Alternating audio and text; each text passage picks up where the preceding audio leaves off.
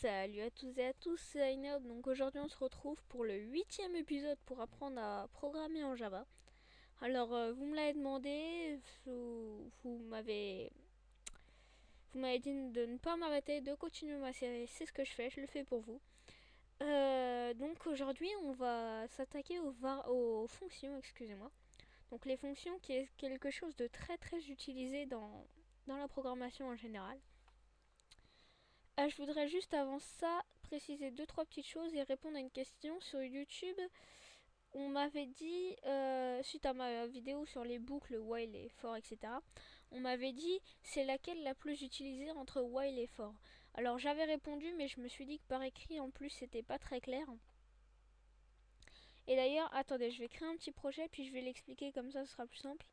Vous pouvez aussi constater que je suis plus sous Eclipse mais sous NetBeans. Je teste en fait, hein. C'est juste je teste le logiciel.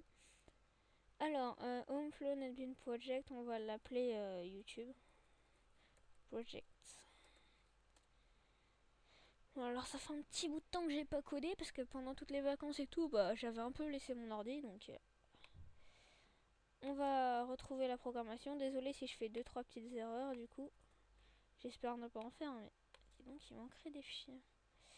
Alors, donc oui, il m'a demandé lesquels c'est.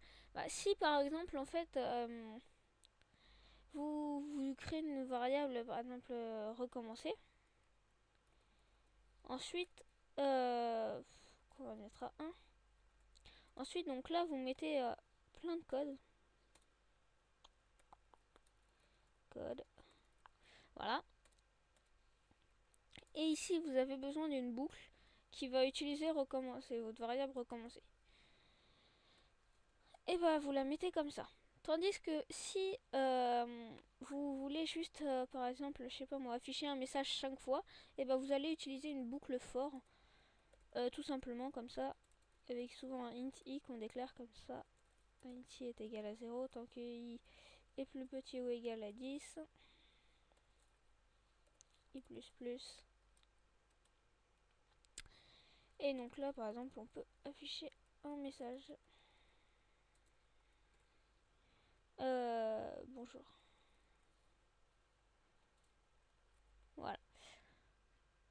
Donc là, c'est plutôt à ça que va servir les boucles for. Donc bon, là, voilà, ça écrit 10 fois bonjour. Bon, ça ne sert strictement à rien, mais c'est pas grave, c'était juste pour vous montrer. Voilà, donc on va effacer ça et puis on va s'attaquer aux fonctions, comme je vous l'avais dit. Alors, on va faire ça. Voilà. Alors, les fonctions, qu'est-ce que c'est? Ça va être... vous voyez là, la public, static, void, main, string, ce qui est en fait, c'est une fonction. La fonction main, c'est la fonction de départ. Dans plusieurs langages, d'ailleurs, par exemple en C, C++ ou quoi que ce soit, il y a obligatoirement une fonction main qui va être la base en fait des fonctions. Donc voilà. Donc ça, c'est une fonction dans laquelle on met le code. Alors jusqu'à maintenant, vous avez toujours codé. Enfin, si vous avez suivi mes tutos, on a toujours codé dans la fonction main. Mais maintenant, on va apprendre à créer une autre fonction. Alors, en dessous, on va mettre les attributs public, statique, void et le nom de la fonction. Donc on va l'appeler ma fonction. Alors je vais vous expliquer deux trois trucs. Voilà. Premier truc, public et statique, désolé, je suis un peu enrhumé. Alors qu'il fait 35 degrés. Oui, donc public et statique, je vous expliquerai plus tard à quoi ça sert. Attendez, on va refermer un peu là. Public et statique, je vous expliquerai plus tard à quoi ça sert. Void, je vais vous expliquer dans la vidéo. Et ma fonction, c'est le nom de votre fonction. Alors, le nom doit toujours commencer par une minuscule. Voilà. Vous mettez des parenthèses à la fin d'une fonction et pas de point-virgule, mais des guillemets. Des accolades, excusez-moi. Alors, je suis désolée si vous comprenez pas tout, mais j'essaye de faire de mon mieux, mais croyez-moi que c'est très difficile d'expliquer comment fonctionnent des fonctions, enfin, quel est le rôle des fonctions. Alors, void, je vais vous l'expliquer maintenant. Void, c'est le type. En gros, c'est comme si vous déclarez une variable, mettez int i par exemple, int c'est le type. Et bah void c'est un type qui veut dire en fait vide. C'est en gros c'est on va dire la fonction, parce qu'une fonction de base retourne quelque chose. Là si on met void, la fonction va s'exécuter, mais le programme n'attend pas quelque chose en retour. Tandis que si par exemple ici vous pouvez mettre int ou les variables qu'on a appris, int, double ou quoi que ce soit. Pourquoi il m'a affiché une erreur lui? Ah oui, parce que forcément ça ne retourne rien. Ça doit être pour ça à mon avis. Donc on va remettre void. Et donc par exemple dans notre fonction on va lui dire d'écrire quelque chose. Voilà. Donc point println écrit bonjour. Alors donc ensuite là pour l'instant en gros on a une fonction qui est à part. Là c'est pas en gros votre programme. Le programme il restera toujours là-dedans. Là si on laisse comme ça et qu'on lance le programme, il va rien se passer. Logique, étant donné que dans notre programme, il commence à exécuter ici et il finit ici. Bon, vous voyez bien qu'il n'y a rien, vous êtes bien conscient que voilà, il n'y a rien. Tiens, on va effacer ça, on va mettre une table, ce sera plus simple. Donc forcément voilà. Après ce qu'on va faire c'est qu'on va appeler notre fonction pour l'utiliser. Donc pour ça tout simplement, vu que là c'est juste une fonction void, vous mettez le nom, donc ma fonction, les parenthèses et le point virgule à la fin. Voilà, c'est aussi simple que ça. Ne pas mettre de point virgule ici par contre. Hein. Voilà, donc là si je lance, ça m'a affiché bonjour. Parce qu'en gros, qu'est-ce qu'il fait? Il lance le programme, donc il part d'ici. Ensuite, il exécute ça. Alors, il fait quoi? Ma fonction. Alors, donc il va chercher cette fonction-là, qui se situe ici. Et donc, en gros, il va effectuer tout ce qu'il y a à l'intérieur de ces accolades-là. Voilà. Donc, pour l'instant, vous ne voyez pas forcément le principe, mais ça va être très très pratique pour faire plusieurs choses, notamment si par exemple vous avez, je sais pas moi, imaginons que vous créez un jeu avec, je sais pas moi, un RPG par exemple, et que vous avez une fonction, et que vous écrivez un code quand le joueur va à cet endroit-là, et bah ça fait tout un tas de trucs et tout, et donc vous avez 100 lignes de code. Et bah imaginons que vous devez faire ça tous les niveaux et qu'il y a 100 niveaux. Et bah vous n'allez pas vous retaper 100 lignes de code à chaque fois. Ce que vous allez faire, c'est que vous allez créer une fonction avec ces 100 lignes de code, et dès que vous en aurez besoin, vous l'appelez. Comme ça, à la place d'avoir 10 000 lignes de code, et ben vous en aurez 100, et éventuellement, par exemple, 110, parce qu'à chaque fois, vous l'appelez. Donc voilà, c'est à ça que servent les fonctions, et puis donc on va voir aussi un autre petit usage, cette fois-ci avec en mettant pas notre fonction en void, mais en l'initialisant, désolé, en int. Donc ici à la place de void, on va mettre int. Et ici, on va pour l'instant, on va faire quelque chose. En int, donc faut savoir que dans ces parenthèses là, vous vous dites forcément, vous vous dites peut-être que c'est là juste pour dire que c'est une fonction. Oui, mais non en même temps, étant donné qu'on peut aussi rentrer des paramètres, comme ici, comme vous le voyez. Donc on peut lui dire que par exemple, alors ça franchement je vais avoir du mal à vous l'expliquer. Moi au début quand j'ai commencé à programmer et que j'ai appris les fonctions, j'ai pas bien compris tout de suite. Et il m'a fallu plusieurs jours pour bien comprendre.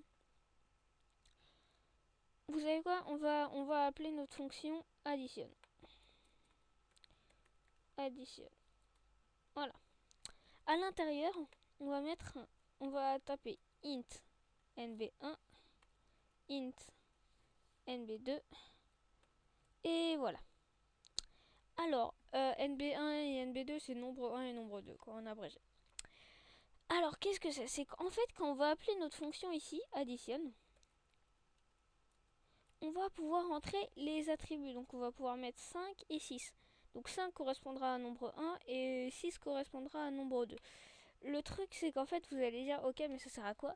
Bah, ça sert à ce que tout simplement, dans notre fonction addition, on va pouvoir se servir de ces variables-là. Je vous explique. On va faire par exemple une sorte de petite calculatrice tout simple. Même pas à peine une calculatrice, quoi. on va ici initialiser donc int nombre 1 pour pas vous embrouiller et nombre 2. Voilà. Ah merde, j'ai mis un espace. Désolé. Donc, on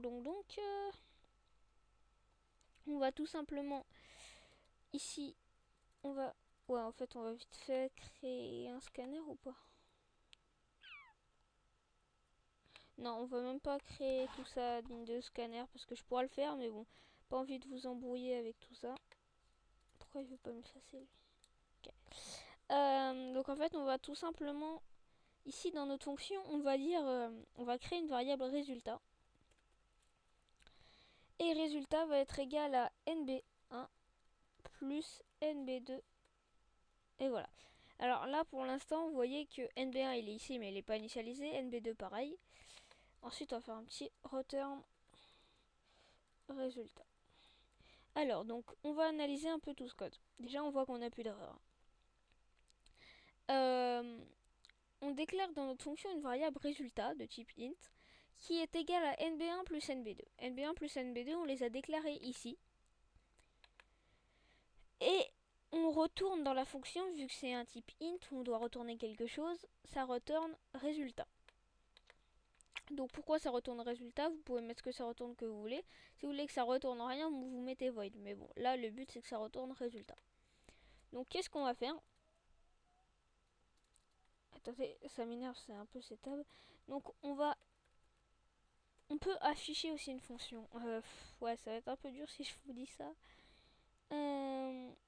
Ouais, vous savez quoi? On va déclarer un int résultat. Voilà. Et résultat ici, on va le mettre là, on va mettre la fonction additionne.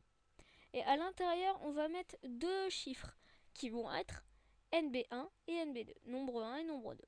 Donc ces deux chiffres-là, si par exemple je mets 5,6, voilà, et bah tout simplement, ça va remplacer ici 5 et ici 6. Donc en gros, c'est comme si je disais résultat est égal 5 plus 6. Voilà. J'espère que vous avez à peu près compris le principe. Donc là, ça n'a rien que j'exécute le programme, je vais afficher. Donc système, oula, système.out.println. Donc 5 plus 6 est égal à... Et donc là, on va afficher le résultat. Voilà. Donc si je lance, 5 plus 6 est égal à 11. Voilà, ça marche. Donc après, on peut par exemple, je vais vite fait faire ça. Ici, je déclare int nombre 1 et nombre 2. Voilà, un petit scanner. Voilà. Que je vais importer.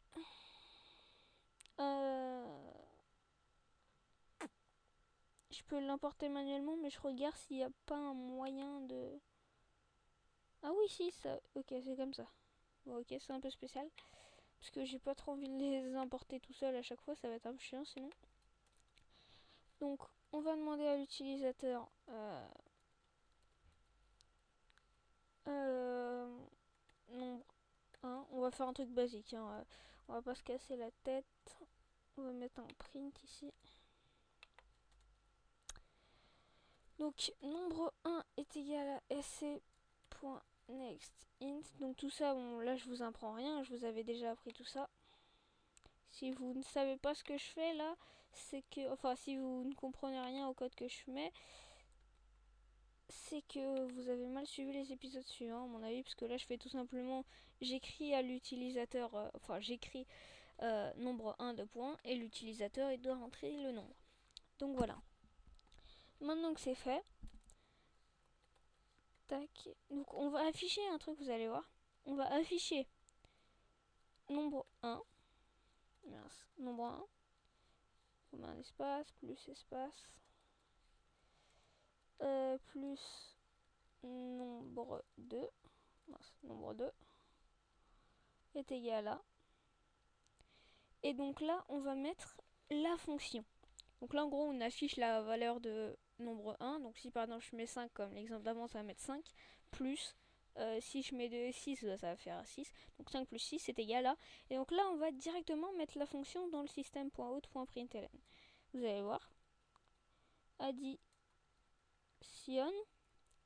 Et donc ici comme argument, on n'est pas obligé de mettre directement les nombres, hein, comme je vous l'ai dit, on peut mettre les variables aussi, hein, parce que si c'est des types int, voilà, donc nombre 1 et nombre 2.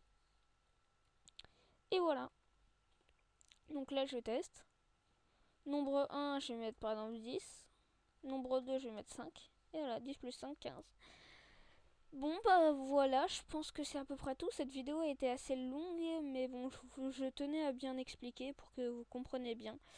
Et voilà, dites-moi si ça vous fait plaisir que je reprenne les tutos comme ça. Si ça vous fait plaisir, prochainement on verra les classes en Java, parce que c'est vraiment un truc...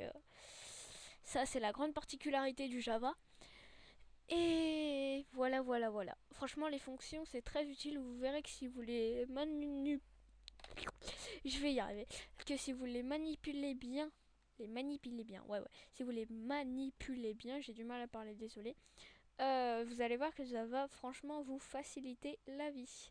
Allez, sur ce, ciao ciao les gens.